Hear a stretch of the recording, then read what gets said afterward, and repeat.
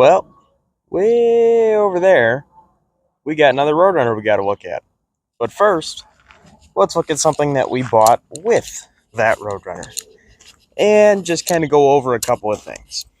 So, this is a motorhome 440, as you see, and as you can kind of tell by the short tail shaft. That is in a truck or a motorhome, that style of thing. And it was supposed to be a good runner, supposed to be around 70,000 miles, typical, same story as you hear all the time. Pulled it out of a motorhome, pulled it out of a van, pulled it out of a truck, whatever it was, and got shoved in the corner of a shop and forgotten about for a couple of years.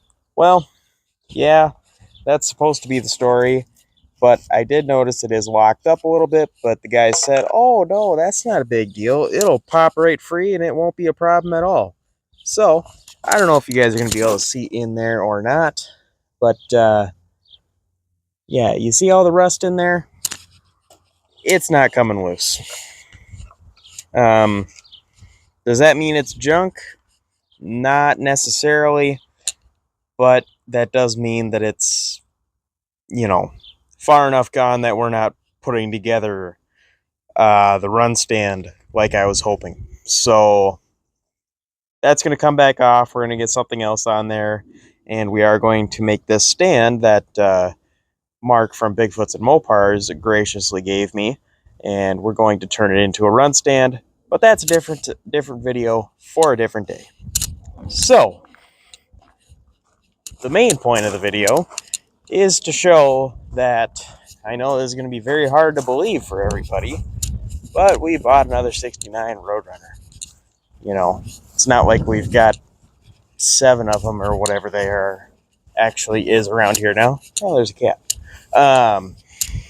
So, we bought this 69 Roadrunner, and it's got some parts in it, and it definitely has its ups and downs. But it definitely is still a buildable car, I would call it, but not by much.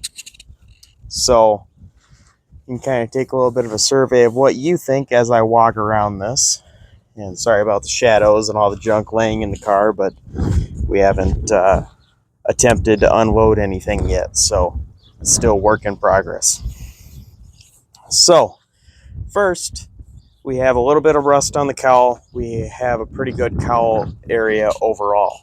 The rockers are both rust free. It is a post. It is gold with gold interior. Not anything too fancy there. Does have this rust in this frame rail. The other frame rail on the other side is perfect though. The floor of the car, again, we still need to dig everything out, but the floor is actually very nice. It has a couple little spots, but not all that bad. It will need quarters, obviously, and it will need outer wheelhouses, obviously. But the inner wheelhouses could be repaired and potentially saved. The trunk pan is bad, again, obviously, and it will need some attention to the back half of the rear frame rails. But if I can get you guys under here, you see frame rail's a little bit soft there, but once you get up here, it's all good all the way around. So it needs about the back, 18 inches to 2 feet of frame rail.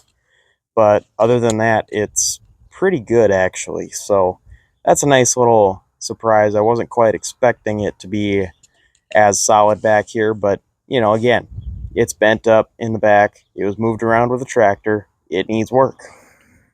But it is a real Roadrunner. It's not just, a satellite. It does have some rust in the back window channel here, but not as bad as most of them. But the roof in general is very nice. The dash pad isn't even cracked. It has a couple little bumps in it, but it's not even cracked. Some quick little background on this car is it was purchased when a Vietnam vet came back in 1969. He bought it brand new. And he passed away years ago from that Agent Orange poisoning. I don't know the exact terms, but some sort of poisoning that maybe it caused cancer, or it was maybe just from that. It was a thing that they used in Vietnam. And then his son ended up with the car, and it's been sitting ever since. Kind of a one owner thing. So, you know, not that it's a pristine one owner car or anything like that, but kind of cool to hear the story nonetheless. But the inner fender, anyways, back to the condition of the car. The inner fender on that side's bad by the battery tray, and then right underneath, the frame rail's rusted because something probably happened to the battery acid got in there, started eating it up, whatever the case. But the firewall is very nice. This inner fender is very, very nice. This frame rail is very nice.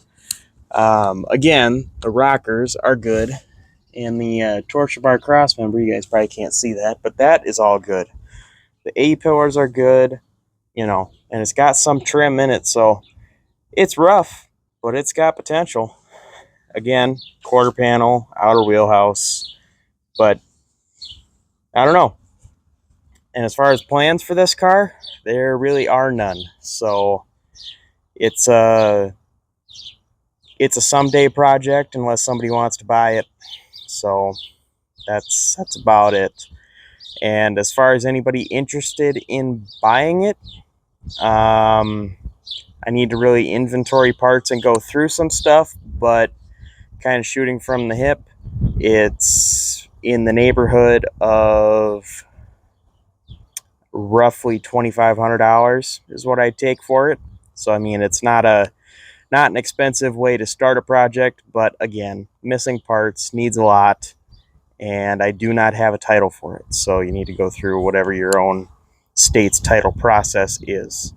So that's it. If anybody's interested, email me. Otherwise, in the next maybe few days, maybe a week, I'll probably pull everything out of here and actually go through kind of an inventory of the car and actually put a few things back on it and make it look, like a car. So, anyways, I just wanted to share this little video of another project, and I'll leave it there. Hopefully everybody's having a good day, and I'll see you guys in the next one.